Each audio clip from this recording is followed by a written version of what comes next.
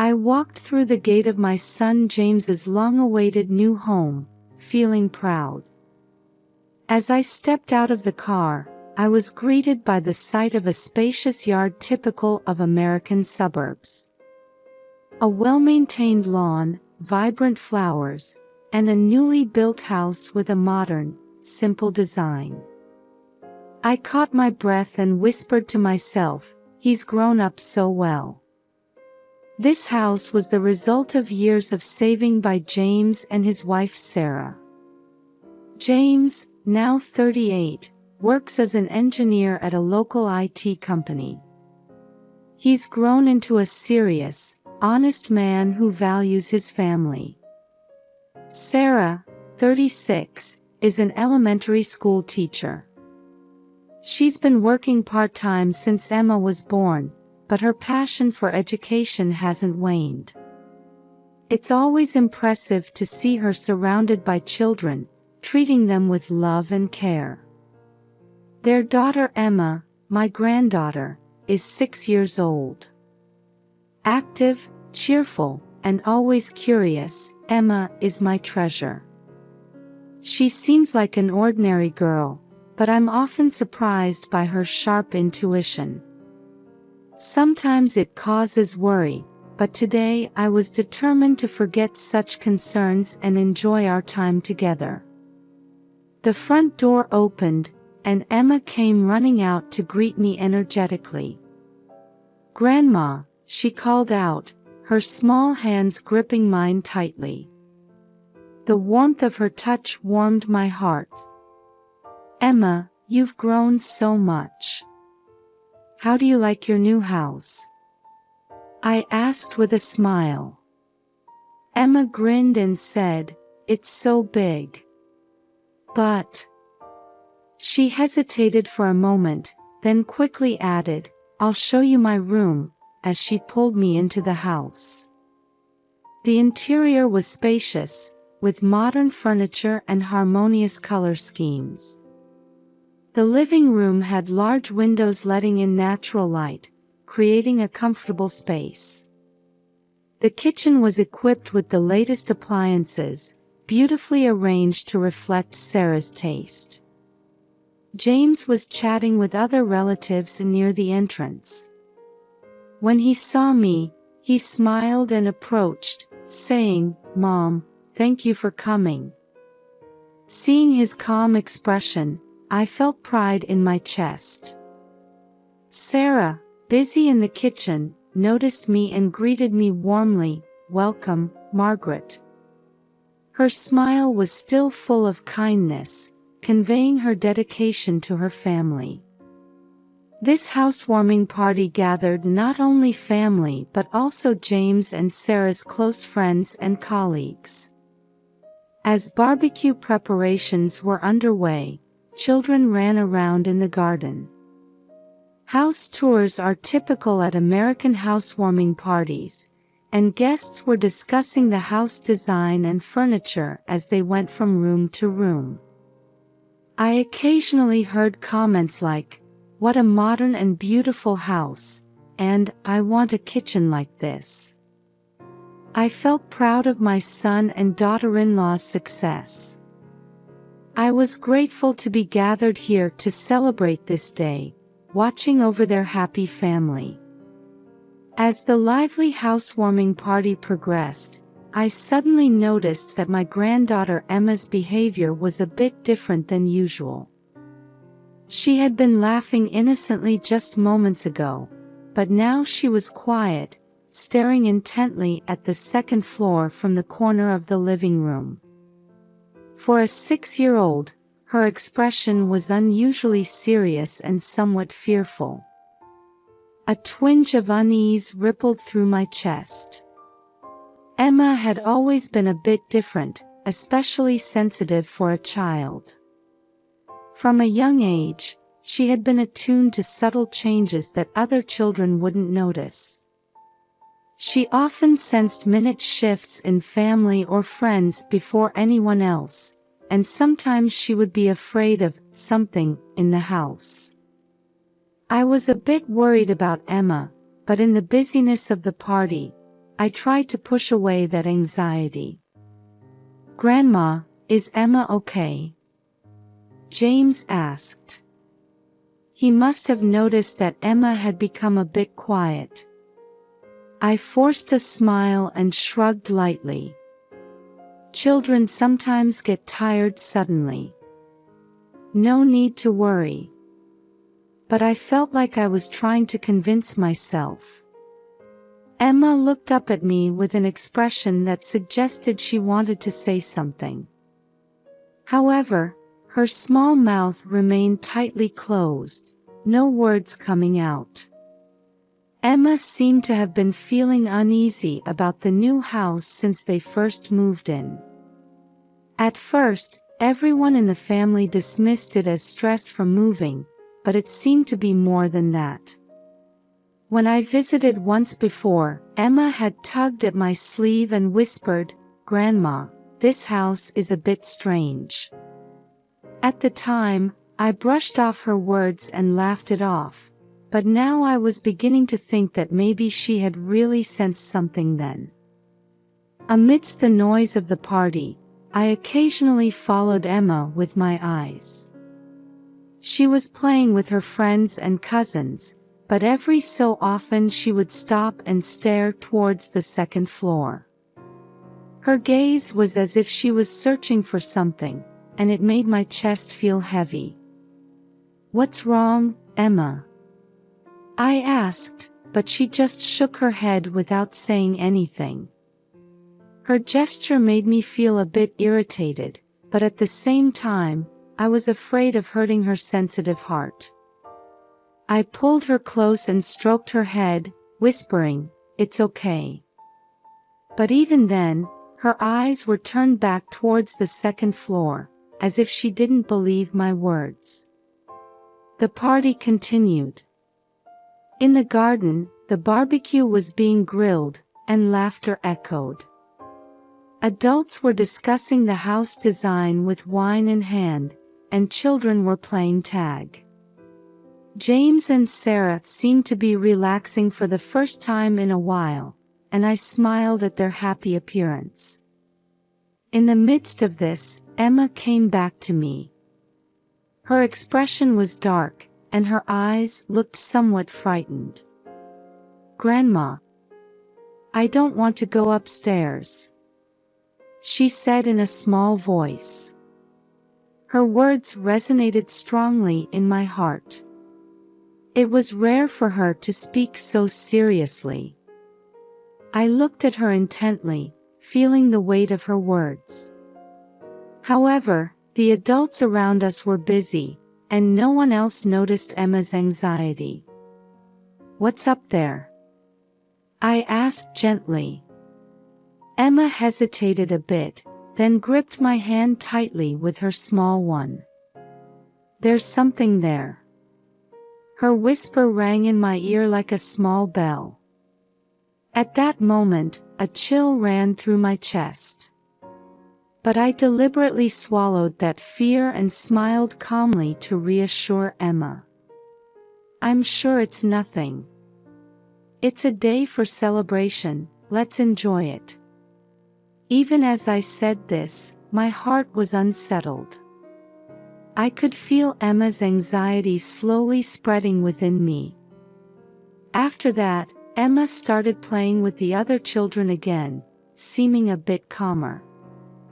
However, for a while, my gaze remained fixed on the second floor. I couldn't shake off the inexplicable feeling that some invisible presence was lurking in the house, even as I tried to maintain composure amidst the party's clamor. As the party was nearing its end and the house was gradually becoming quieter, I noticed that my granddaughter Emma was still afraid of something. She kept glancing at the second floor, furrowing her brow. The sight made my heart flutter with unease. Emma had been feeling that something was there all along. Her intuition had surprised us many times before. I steeled my resolve to reassure her and to dispel my own anxieties. "Emma, shall we go take a look now?" I whispered in her ear. Emma nodded slightly and gripped my hand tightly. We headed to the second floor and walked down the hallway. The house was quiet and had grown a bit dark. As we approached the access door to the attic at the end of the hallway, we saw that it was locked. I hesitated for a moment. I hadn't expected it to be locked. "Grandma, what should we do?" Emma said in a small voice. She was holding my hand tightly, looking up at me with anxious eyes. "We need to find the key," I answered, looking around for it. This was a new house, but I wasn't sure why there would be a reason to lock the attic. The need for a key made me more anxious, but I smiled at Emma and said, "Let's look together," trying to reassure her. We split up and started searching places where the key might be. We checked the study on the second floor, storage spaces, and bedroom drawers, but couldn't find it. As our frustration grew, Emma whispered, "Maybe it's in Dad's room." We headed to James's bedroom and opened the side table drawer. There, we found a small key. "This must be it," I murmured, picking up the key. Emma looked at my hand and seemed to relax a bit. I returned to the hallway and took a deep breath in front of the attic door. "I'm going to open it," I said quietly, inserting the key into the lock.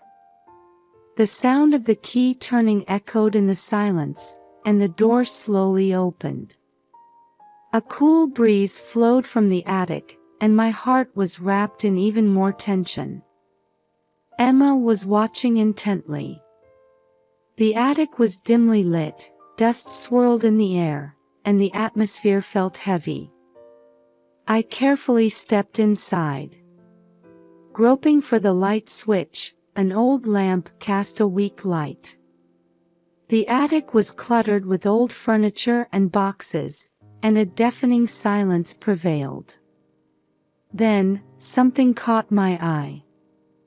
Something was lying in the darkness far away. As I cautiously approached, it became clear that it wasn't just luggage. What was lying there was my grandson Lucas. "Lucas!" I almost cried out, but the shock left me voiceless. He was curled up, his face covered in wounds, a painful sight. His clothes were dirty, his hair disheveled, as if he had been locked up here for a long time. For a moment, I couldn't accept the reality and stood there frozen. "Grandma, it's Lucas," Emma's small voice came from behind me. She was right behind me, staring intently at the scene. I immediately knelt down and reached out to Lucas's face. His skin was cold, and his breathing was shallow and weak. It was obvious at a glance that he was debilitated. My mind was in chaos, wondering why he was here and how this had happened. "Lucas, are you okay?" "It's Grandma," I spoke to him in a trembling voice, but he showed almost no response. His body was shaking, his eyes half open, and he seemed to be in a daze. Seeing him covered in wounds, I keenly felt that Emma's anxiety had been such a stark reality. "Emma, go call your father right away. Hurry!" I instructed Emma in a shaky voice. Emma hesitated for a moment but then nodded and rushed down the stairs. I gently stroked Lucas's head, staying close to him. I didn't understand what had happened in this attic or why he was here, but I felt that help needed to be called immediately. The time it took for Emma to return with James felt like an eternity. I remained kneeling, watching over my grandson Lucas. His breathing was shallow, and he occasionally mumbled something in a weak voice. I spoke to him gently, trying to give him a sense of security, but his eyes still seemed to hold fear. Eventually, James came running up. His face was filled with surprise and confusion, but he seemed at a loss for words at the scene I had discovered in the attic. "Lucas, why is he here?" James asked in a shocked, trembling voice. I turned to him, feeling anger rising in my chest. However, I told myself that saving Lucas was the priority now, rather than blaming him. "We need to help him, we must take him to the hospital right now," I said in a strong tone. At that moment, Lucas spoke in a faint voice. "Grandma. Mom and Dad, they..." That one sentence froze my heart. His eyes were filled with fear, and it took me a moment to understand the meaning of his words. But in the next instant, everything connected. The reason he had been reported missing was actually because his parents, James and Sarah, had been keeping him locked in the attic. What does this mean?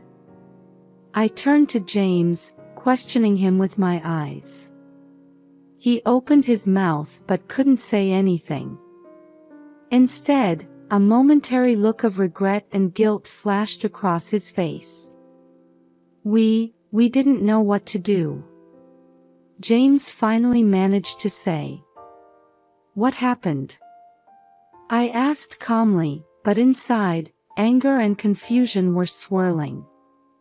James began to speak in a heavy tone. "Lucas, he's been having problems for a long time. He couldn't control his emotions, and he was becoming increasingly violent at school. Even with counseling, he didn't improve, and we couldn't handle him at home. Sarah was exhausted too.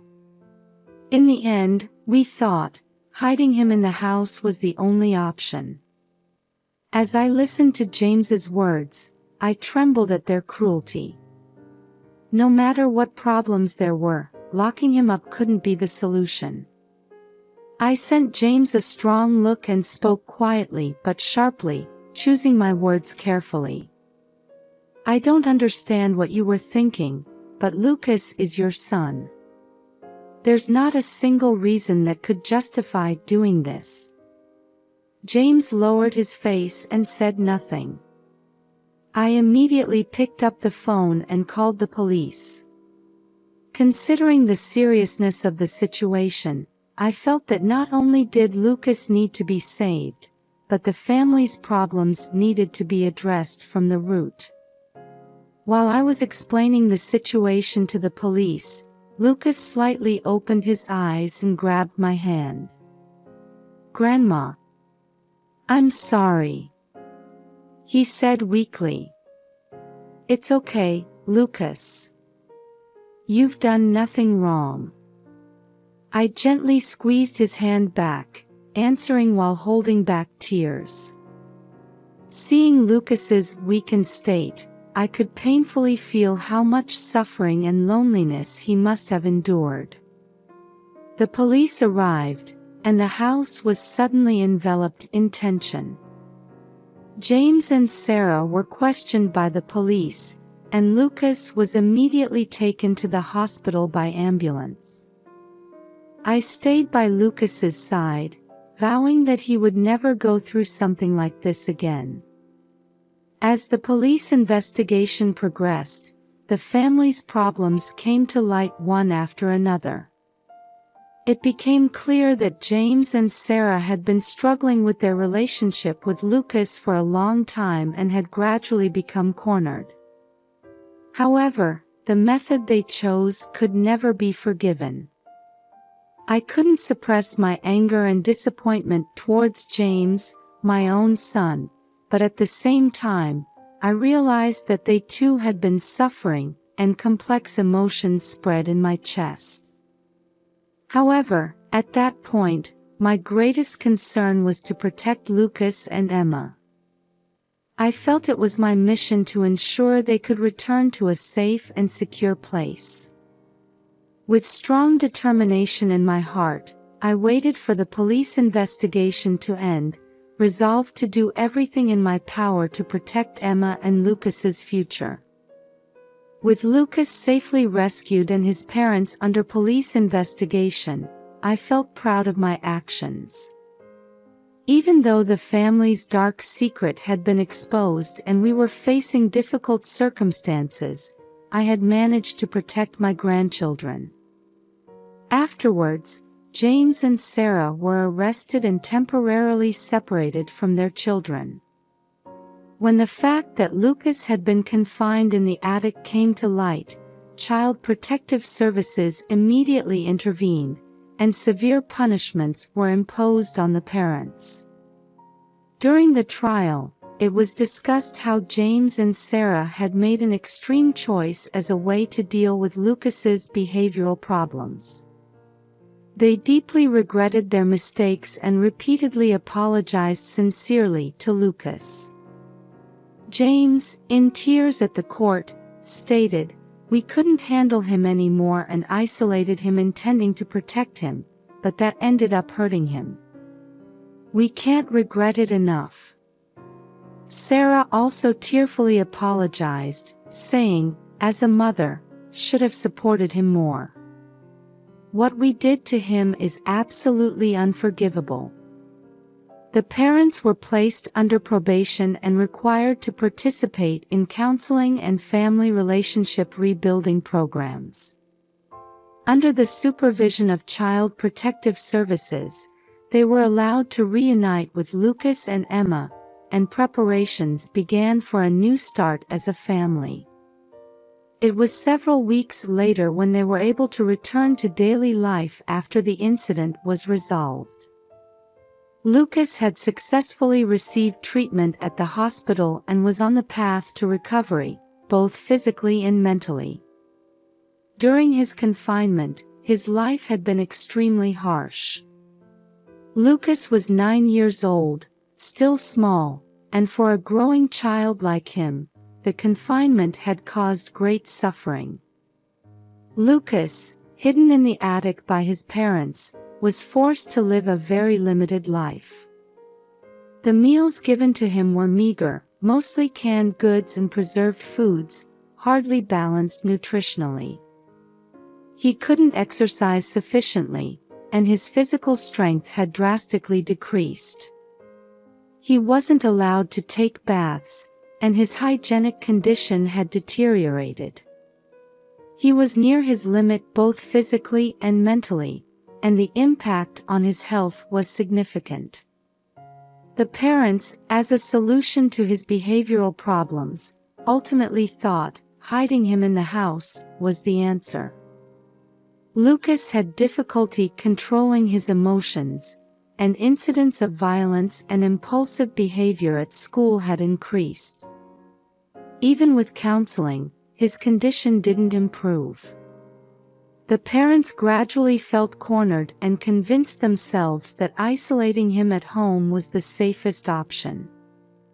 But the damage it caused him was beyond imagination.